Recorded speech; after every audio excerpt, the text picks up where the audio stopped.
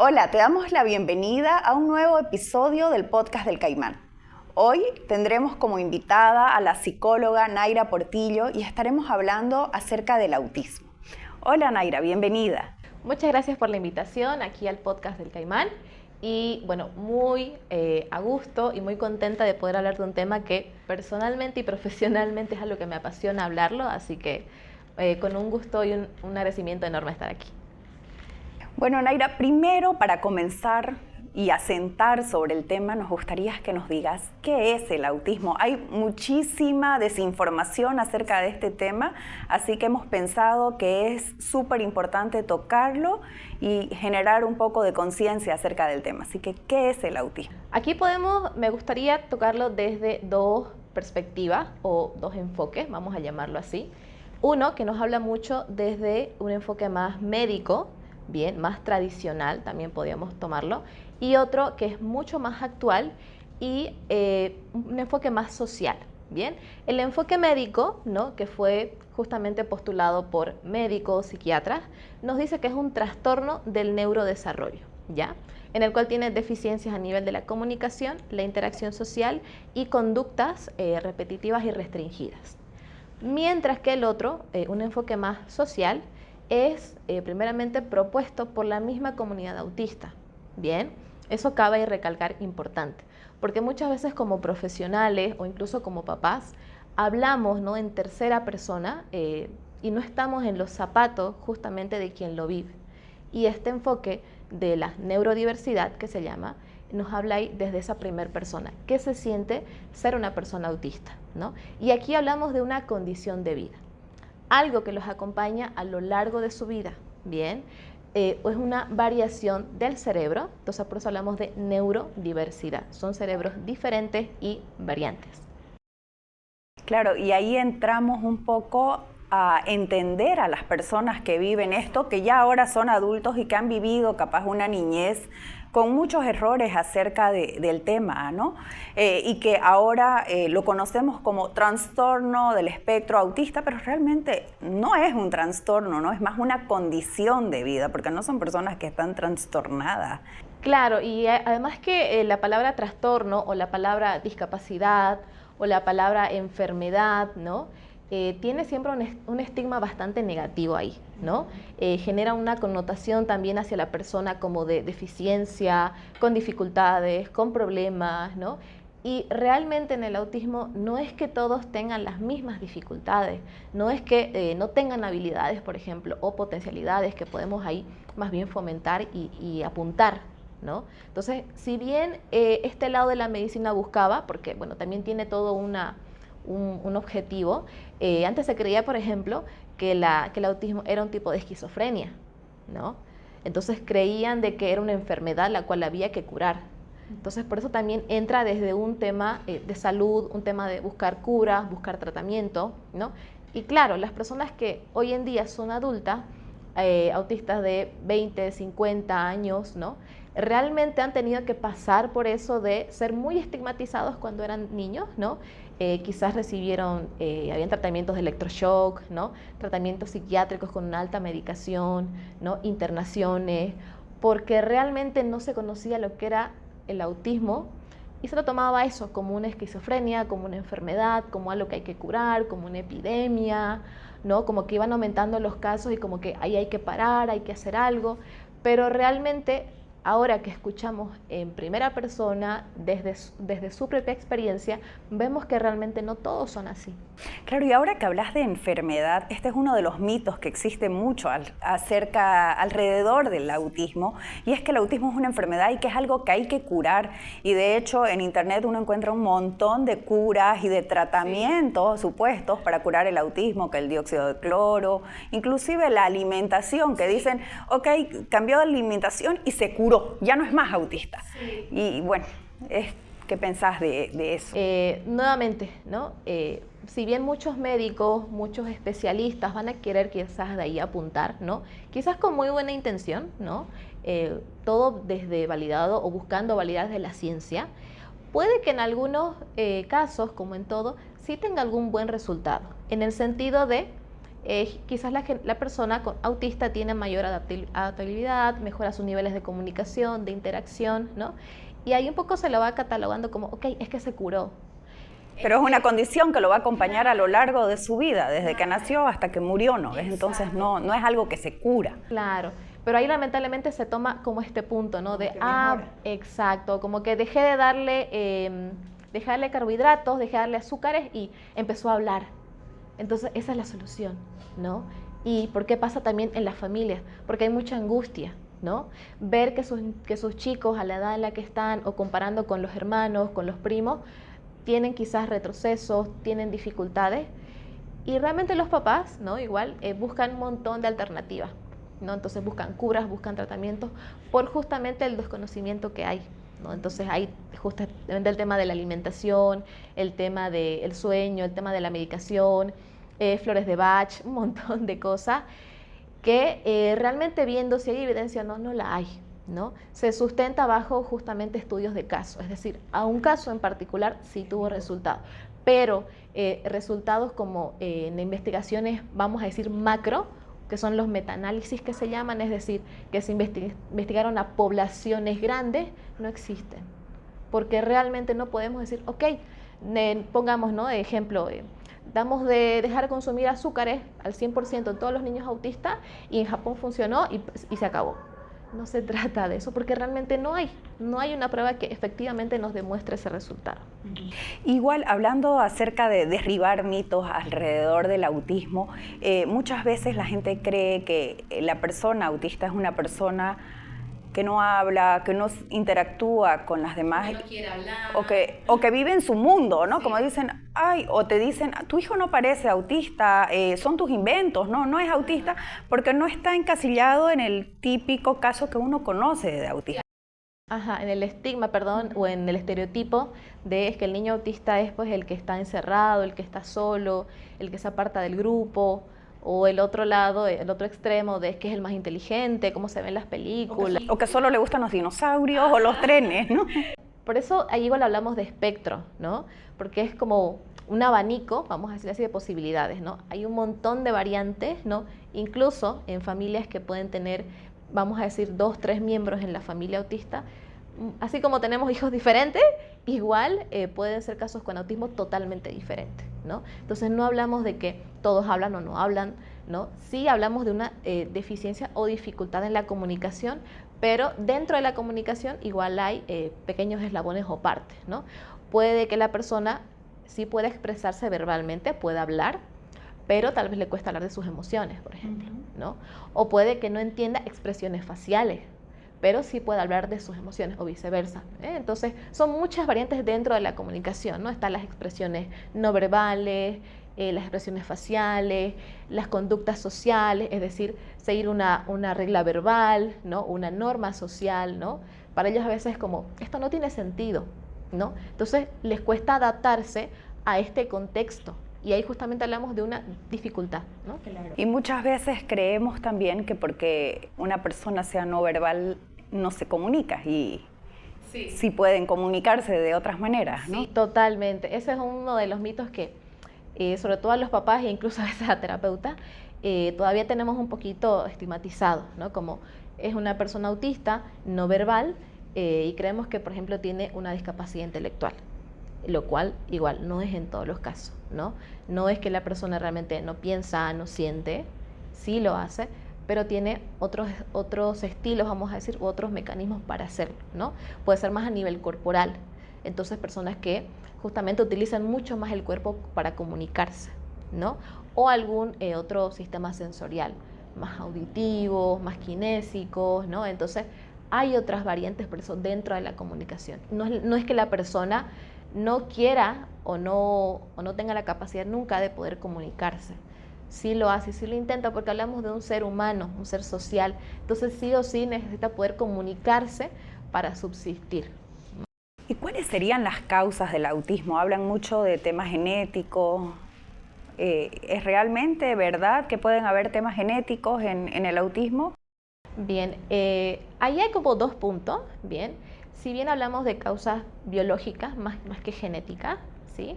También hay cuestiones ambientales o contextuales. Entonces son dos elementos súper importantes. No son necesariamente siempre genéticas. Sí, actualmente hay varios casos, ¿no? Cada vez hay más estudios que sí demuestran que hay familiares que tienen patrones similares, ¿no? Pero quizás ya son adultos mayores, son personas arriba de los 40, 50 años que nunca hicieron un tratamiento, pero que sí pudieron al final adaptarse, ¿no? Y que capaz se han dado cuenta cuando los diagnostican a sus hijos que ellos también eran autistas y no sabían, y ahí entienden el por qué tantas cosas raras había y que se sentían... Solo que en esa época, cuando ellos eran más chicos, no había obviamente tratamientos, estudios, especialistas, evaluaciones, no había todo este abanico que ahora actualmente lo hay, ¿no? Pero vemos que en algunos casos sí, evidentemente hay causas genéticas, no en todos, bien, no es como en un síndrome de Down, ¿no? Que, ok, hay un cromosoma específico en el cual te dice, ok, hay esta alteración y esto va a causar tal cosa, ¿no? En el caso del autismo no es regla, bien. También hay un tema ambiental o contextual, ¿no? Por ejemplo, si el niño quizás no recibió suficiente estimulación o fue un contexto ambiental más precario, ¿no? ¿Qué pasa, por ejemplo, desde la pandemia, ¿no? El estar en un encierro, ¿no?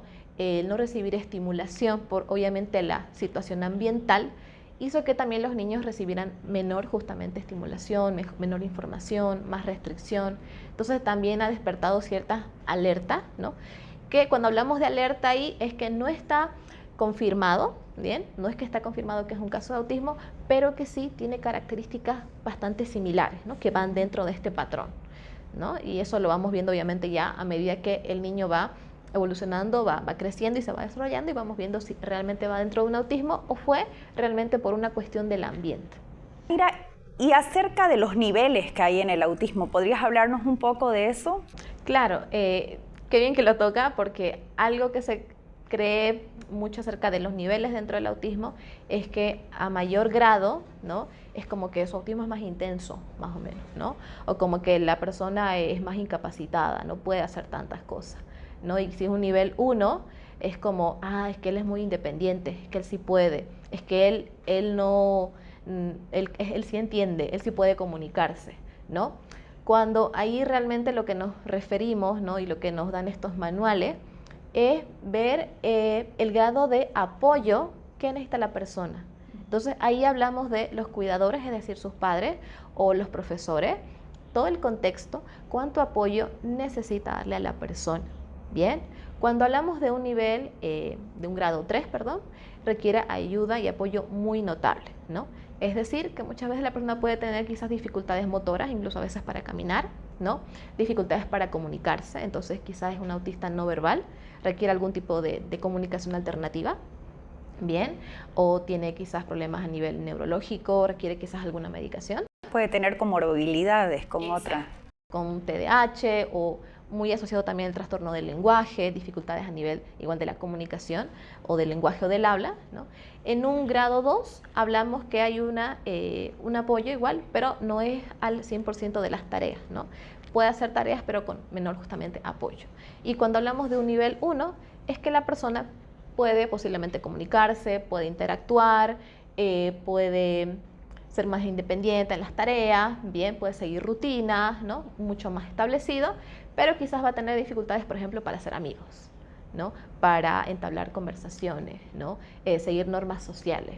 Entonces, quizás la persona va a tener que explicarle, ¿no? Como, mira, en el colegio estas son las normas, ¿no? O si quieres hacer amigos, tenés que saludarlo, puedes presentarte, bien, para iniciar una conversación haces tal cosa, bien. Entonces, darle pequeñas ayudas, que aún sí las va a requerir, pero son algunas, ¿no? Quizás en un nivel 3 va a requerir justamente un apoyo del tema visual, explicarle con historias sociales, mucho más elaborado, ¿no?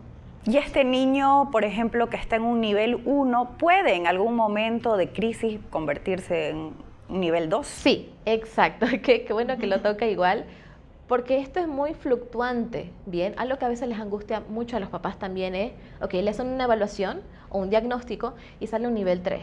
Y es como que no, se van a quedar con eso, nunca van a avanzar, se va a quedar ahí.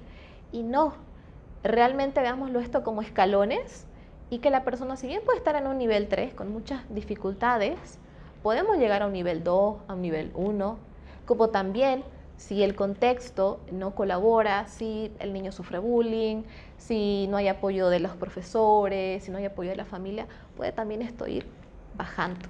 Bien, entonces tal vez un niño que empieza a sufrir bullying ya no puede entablar conversaciones, ya no se siente seguro en el colegio y requiere una maestra de apoyo, por ejemplo. Entonces alguien que sí podía tener esas habilidades por el ambiente ha hecho que esto sea mucho más severo el apoyo, ¿no? Entonces esto puede tanto como que subir como que bajar, es muy fluctuante. Naira, y por ejemplo, muchas veces la gente te dice, ah, sí, tu hijo es autista, pero es leve, pero el autismo leve no significa que sea un autismo fácil. Exacto, sí, sí, ¿no? Incluso se habla mucho dentro del nivel 1, lo que es el autismo de alto funcionamiento, ¿no? Justamente estas características de no, pero no se le nota, pero acaso aletea todo el tiempo, digamos, ¿no? O sea, tenemos mucho ese estereotipo de el niño que aletea, el niño que se queda solo o el niño que no come ciertos alimentos, ¿no? Pero está muy enmascarado, ¿no? Es como que, ok, socialmente quizás pueda adaptarse en un contexto escolar, en un contexto universitario, en un contexto laboral, pero no sabemos la carga emocional, exacto, el estrés que le está generando, ¿no?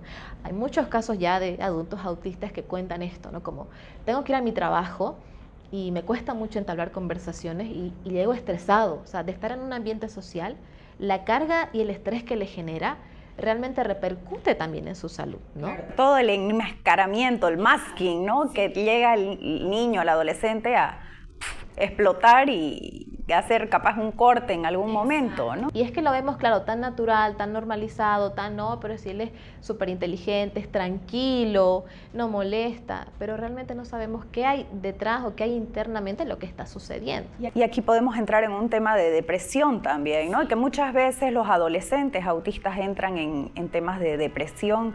Inclusive el otro día escuchaba a una psiquiatra española que decía que los niños autistas muchas veces a partir de los 10 años están en una constante depresión y en un querer morirse, no sé si son todos o no, pero ella decía que veía muchos pacientes que entraban en esta fase de depresión. Sí, dentro justamente de las características de autismo puede ir asociándose justamente ya sea por comorbilidad, ¿no? a otros trastornos o a otras dificultades o deficiencias, ¿no? Entonces, justamente por el ambiente en el que está puede generar desde mayor estrés, ansiedad, ¿no? Hay muchos que sufren igual ansiedad, trastornos de ansiedad, trastornos fóbicos, trastornos depresivos, ¿no? Y ya en casos mucho más severos, ya quizás conducta suicida, ¿no? Sí se asocia en muchos casos porque justamente la persona no ha podido quizás regularse a nivel socioemocional, ¿no? Tener una red de apoyo, ¿no? Es decir, siento que esto me está desbordando, siento que esto es demasiado para mí y tener un contexto el cual sea empático, lo entienda. Bien, entonces sí hay muchos casos que pueden llegar a repercutir en otras dificultades ya posterior, ¿no? en la adultez sobre todo. Ahora que hablas de empatía, muchos papás les cuesta aceptar el diagnóstico de sus hijos y por lo tanto no lo hablan, no lo comunican y con el afán de que no lo etiqueten a tu hijo, capaz lo etiquetan de otras maneras, como un niño malcriado o, no sé, cualquier otra etiqueta que pueda haber. ¿Qué consejos les darías a esos papás que están tratando de ocultarlo, el diagnóstico de los chicos? Bien, aquí justamente hablamos también de un tema de duelo para los papás, ¿bien?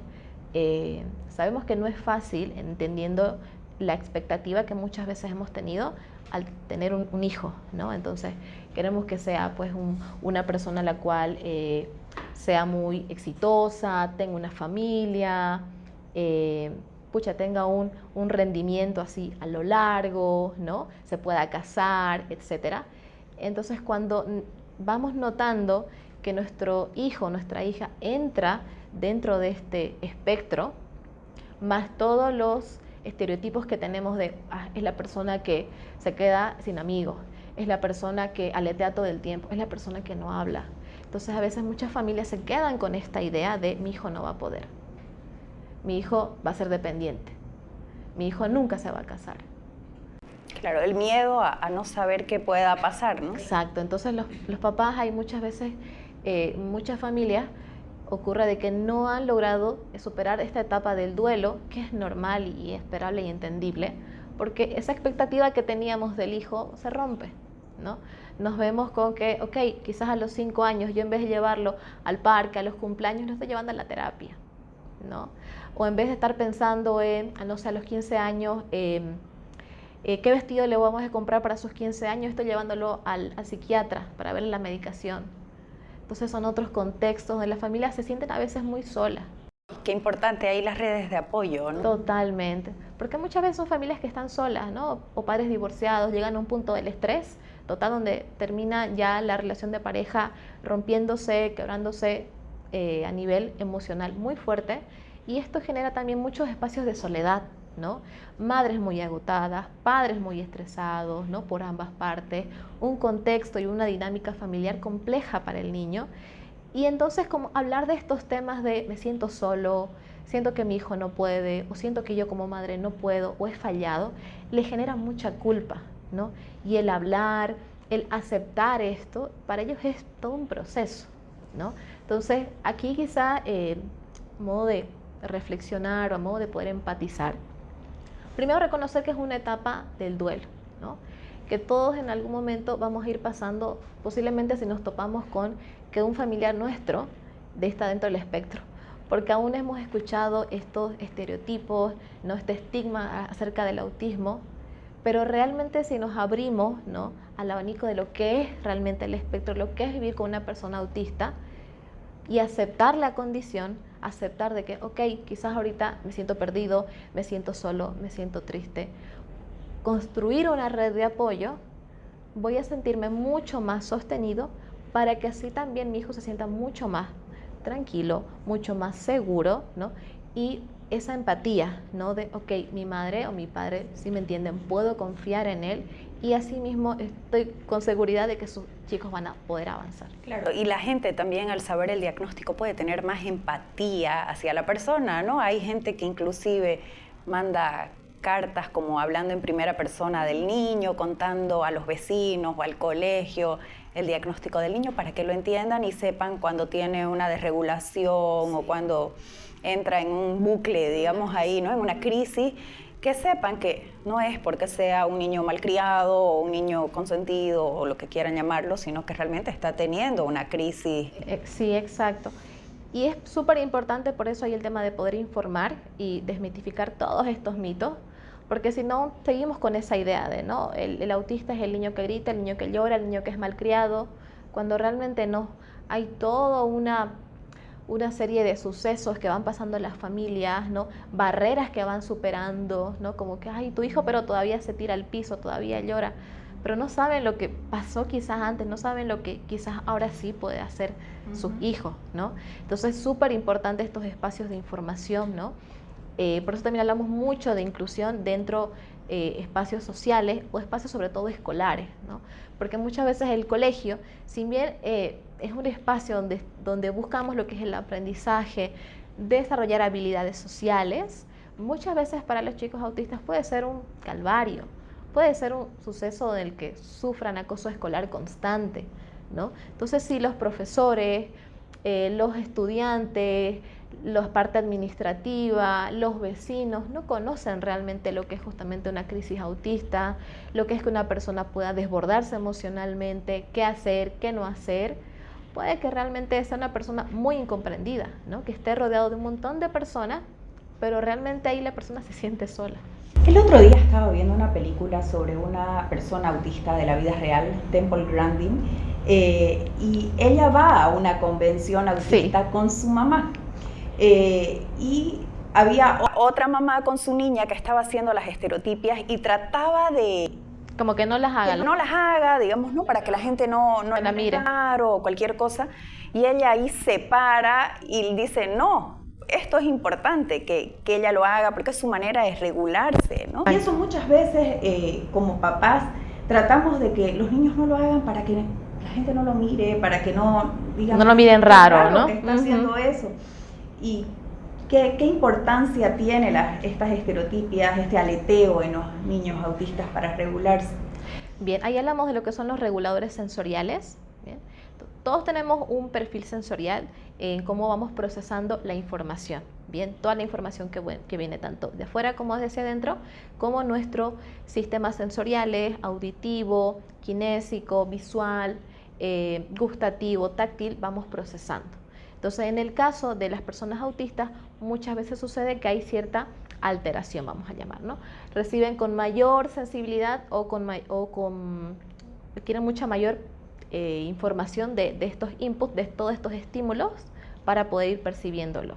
Entonces, el aleteo, el mecerse, ¿no? El girar sobre su mismo eje, algunos movimientos estereotipados, los ayuda a autorregularse, ¿no? Muchas veces nosotros tenemos también nuestros reguladores sensoriales, ¿no?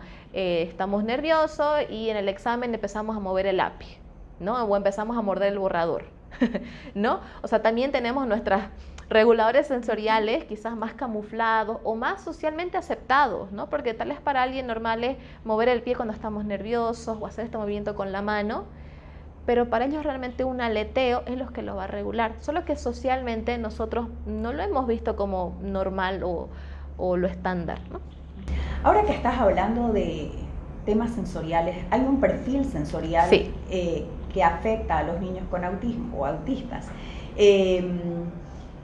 El tema de la alimentación, el tema de la ropa, cómo lidian ellos y en qué momento esto puede llegar a ser un detonante también de una crisis, no sé, sensorial. Sí, por decirlo exacto. así. A ver, como decíamos, todos tenemos justamente un perfil sensorial y en las personas autistas puede haber una dificultad, ya sea con mucha mayor sensibilidad reciben esta información, con mucho menor. Bien, es decir, que si para mí oler una flor es agradable, normal, quizás para ellos va a ser demasiado fuerte, como si, no sé, lo estuviese acercando mucho a la nariz, ¿no? O un alimento que para mí es apenas necesito el sabor, para ellos es muy fuerte, ¿no? O los que se llaman los hiposensibles, ¿no? Que para mí hacer tocar esta parte de mi cuerpo como que genera cierta relajación, pero ellos requieren apretar mucho más fuerte, ¿no? Y eso es lo que recién ellos van recibiendo esta información, ¿no? Entonces, ¿qué ocurre? Cuando presentamos, por ejemplo, alimento, el alimento es un estímulo multisensorial, ¿no? Porque hay formas, hay colores, hay texturas, hay olores, ¿no? El niño empieza a veces a tocar el alimento, entonces es una bomba sensorial, ¿no? Y a veces cuando muchos hemos sido criados de, llevar directo la papilla, ¿no? Con la cuchara a la boca, no le estamos permitiendo al niño poder recibir toda esa información, ¿no?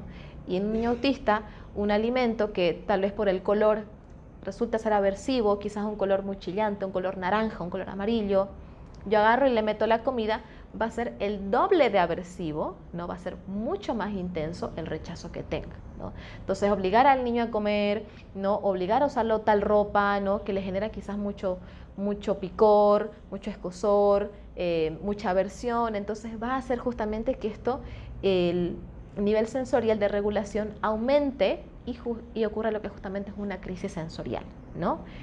¿Qué es lo recomendable cuando ocurre estos casos? Que primero pasen por lo que es terapia ocupacional. Bien, hay especialistas donde justamente se dedican a ver toda esta parte de regulación sensorial. ¿Por qué? Porque si bien no queremos obligar al niño a que come estos alimentos, a que se vista de tal forma, a que huele estos olores, tenemos que tener muy en cuenta que hablamos de un contexto social y ambiental, ¿no? Entonces, en algún momento el niño se va a topar con estos alimentos, se va a topar con estos lugares, entonces si lo privamos todo el tiempo de estos elementos, si en algún momento se lo encuentra, posiblemente vaya a detonar, ¿no? Entonces necesitamos ahí toda una preparación y un tratamiento con un especialista para que así la familia sea encaminada y bien guiada, ¿no? Porque claro, a veces la familia hace sus mejores intentos y puede ir fallando, entonces es mejor recibir la orientación de un profesional que está capacitado para abordar todo lo que es dificultades que tengan en la regulación sensorial. ¿Y tiene buen pronóstico, digamos, el tema de la...? Sí, totalmente, porque al final la persona justamente va logrando adaptarse, ¿no? Puede que ya en un momento, como ocurre en muchas personas autistas, que ya en una edad más adulta, ¿no? Donde uno pueda decidir, donde, no quiero tal cosa, pueda así ya optar por estos elementos, ¿no? De rechazarlos, como incluso nosotros, ¿no? No me gusta tal comida, no la como, ¿no? No me gusta usar tal tipo de ropa, no la uso. Pero cuando hablamos de niños más pequeños, van a estar constantemente expuestos, ¿no? En cumpleaños, en fiestas, en el colegio, ¿no? Entonces, poder ir preparándolos y que pueda haber mayor receptividad en estos espacios, ¿bien? Y ahí también el tema de los ruidos, cuando están los niños en fiesta, entender que ellos escuchan Sí. más o no sé, huelen más, entonces respetarle también sus espacios y si toca sacarlo al niño de ese lugar, no sentirse mal como papá de, pucha, lo estoy sacando, Claro. Y qué van a decir, o no sé, ¿no? Todo eso. Sí, en el tema auditivo, lo bueno es que ya se cuenta con mucha mayor elementos ahí para ir apoyando a los chicos, ¿no? Los que son los audífonos. Entonces, realmente van a apoyar mucho ahí en el sentido de que cuando hay mucha hipersensibilidad auditiva, realmente puede generarles dolor, ¿no? No incluso molestia, ¿no? Como que uno se tapa y ya está, ¿no? Como que genera. Para ellos realmente puede generarles dolor. Entonces, tener estos elementos, ¿no? O generar estos espacios de que también hay muchas campañas, ¿no? Para fin de año, no utilizar pirotecnia, ¿no? Fuegos artificiales, porque en muchos chicos autistas detona esto en una crisis, ¿no? Cuando hay mucha hipersensibilidad auditiva. Entonces, ser muy respetuosos en eso y poder empatizar también, ¿no? O en espacios aglomerados también, ¿no? Hay muchos que a nivel visual ven a muchas personas, ver espacios aglomerados puede también generarles mayor ansiedad, crisis sensoriales. Entonces también como que abrirnos a que no hay ningún problema si mi hijo o si mi pareja o si mi familiar autista necesita este espacio, se lo voy a dar. Naira, ahora se escucha mucho decir, el autismo se ha puesto de moda, lo están diagnosticando a todo el mundo, que son inventos de esta nueva generación que antes no existía, antes era malcriado nomás y ahora son todos autistas o todos tienen déficit de atención o a todo le ponen un nombre. Pero realmente quizás antes no se diagnosticaba y sí, capaz mi abuelo o mi tatarabuelo fue autista y no lo sabía, ¿no? Exacto. Inclusive dicen que Albert Einstein capaz fue autista, Beethoven.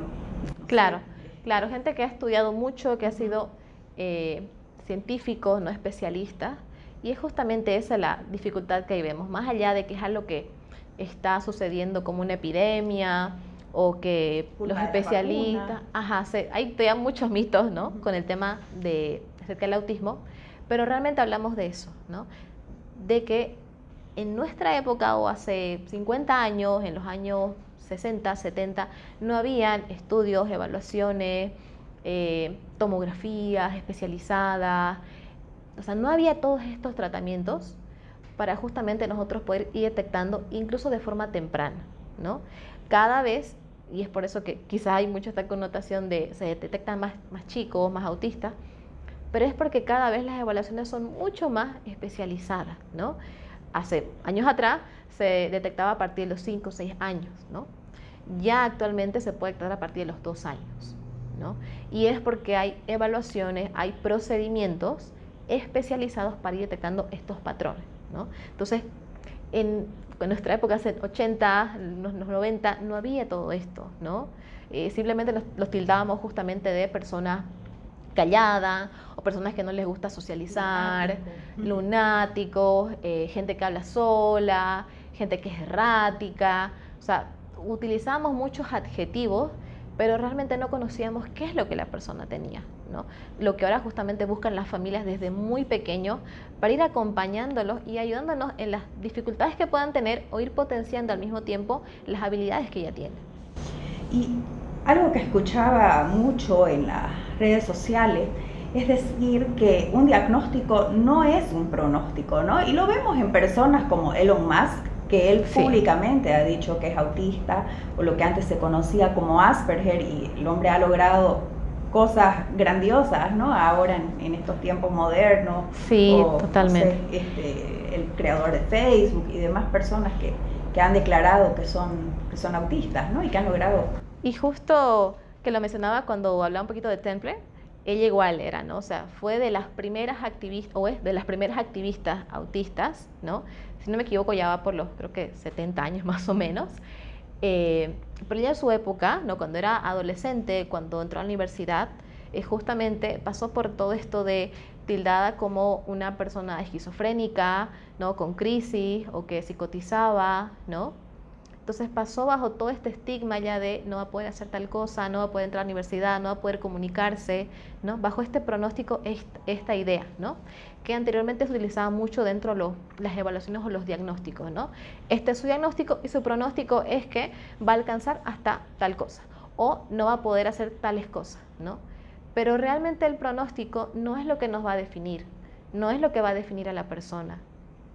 Por eso cuando hablamos también de estos tipos, ¿no? de estos niveles dentro del autismo, es que podemos ir escalando.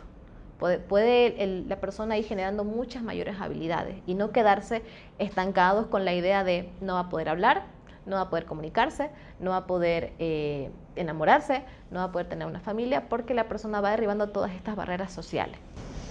Naira, ¿y cuáles serían las red flags, digamos, por decirlo así, que tienen que tener los papás con niños pequeños para hacer una interconsulta por autismo?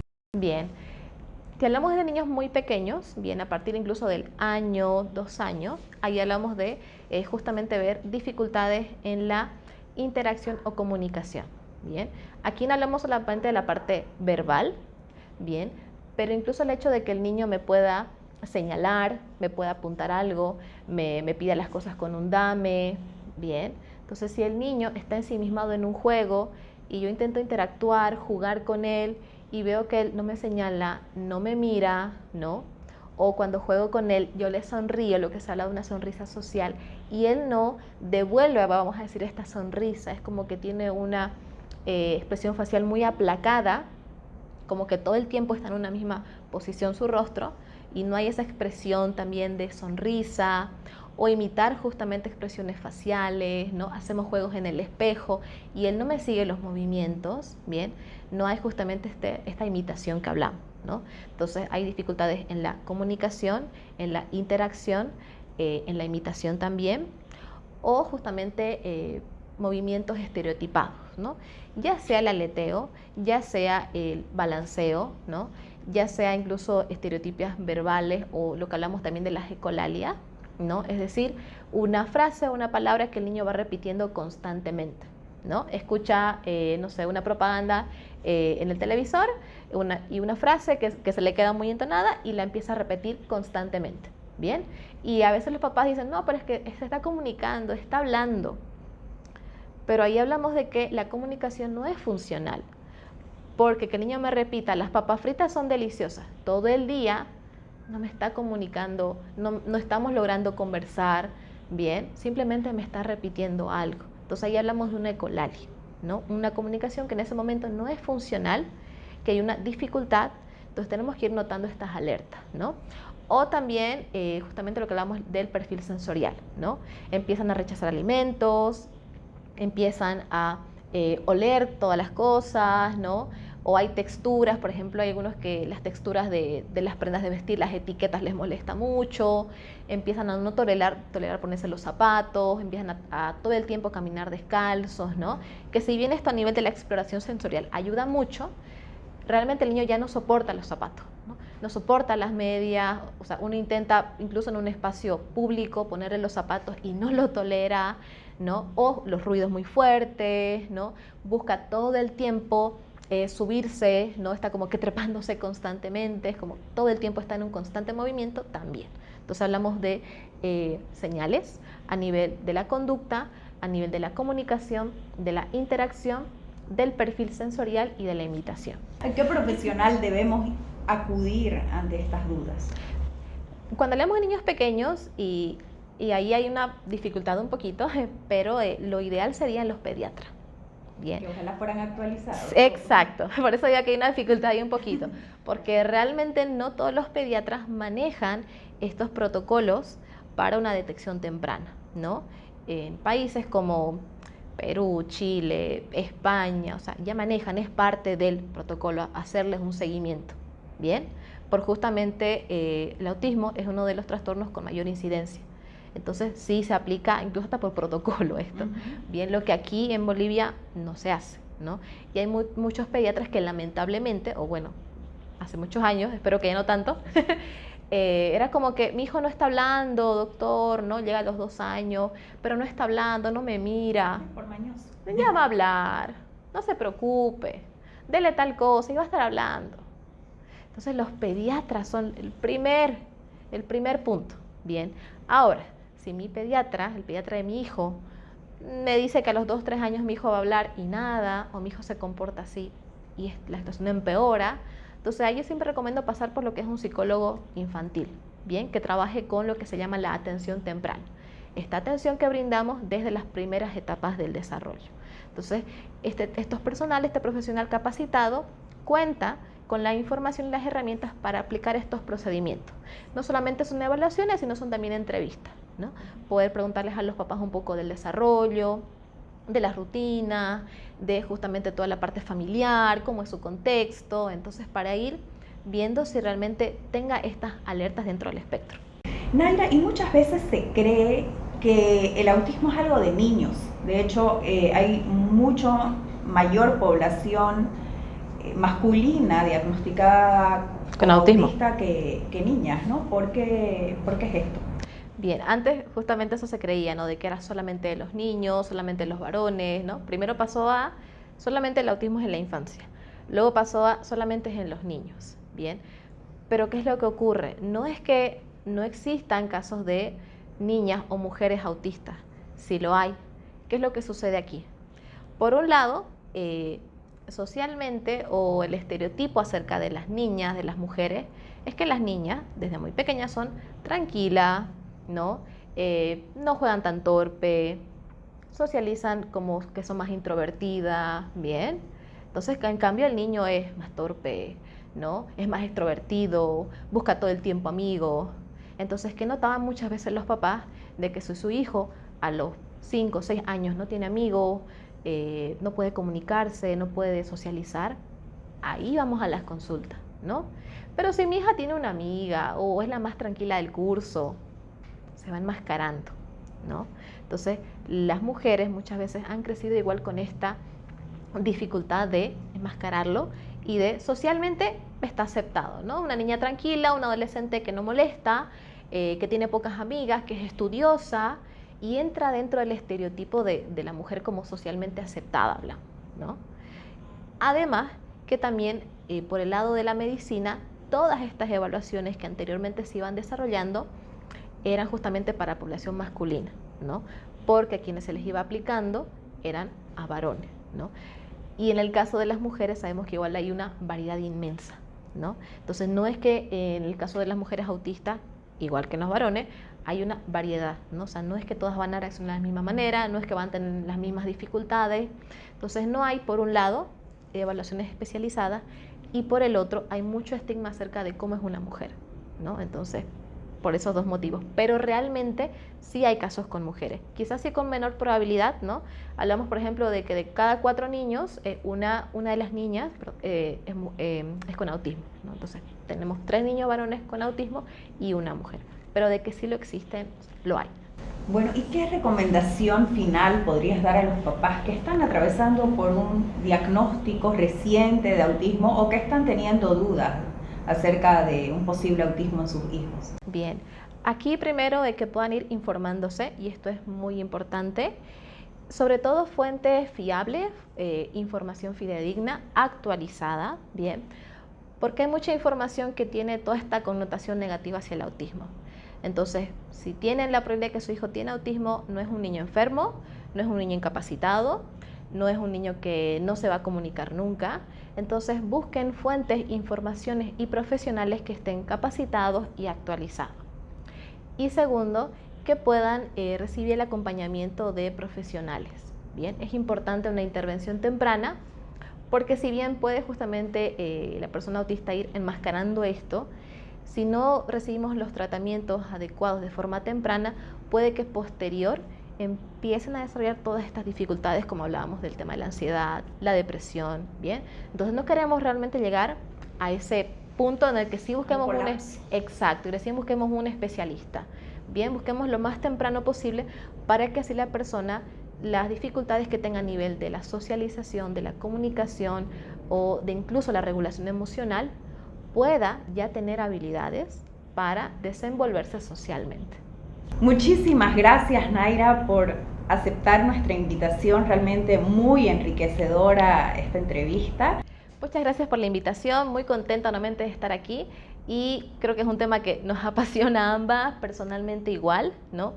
Vivo y convivo con familiares autistas, entonces por ese lado sé también lo que es estar y convivir de forma diaria y qué mejor de poder informar a las familias, a los profesionales y ir desmitificando todos estos mitos que tenemos. Así que un placer estar aquí y ya saben que cualquier duda pueden hacer sus consultas aquí en el podcast. Y bueno, estamos atentos a todas las preguntas que puedan surgirles a ustedes y será hasta una próxima. Gracias.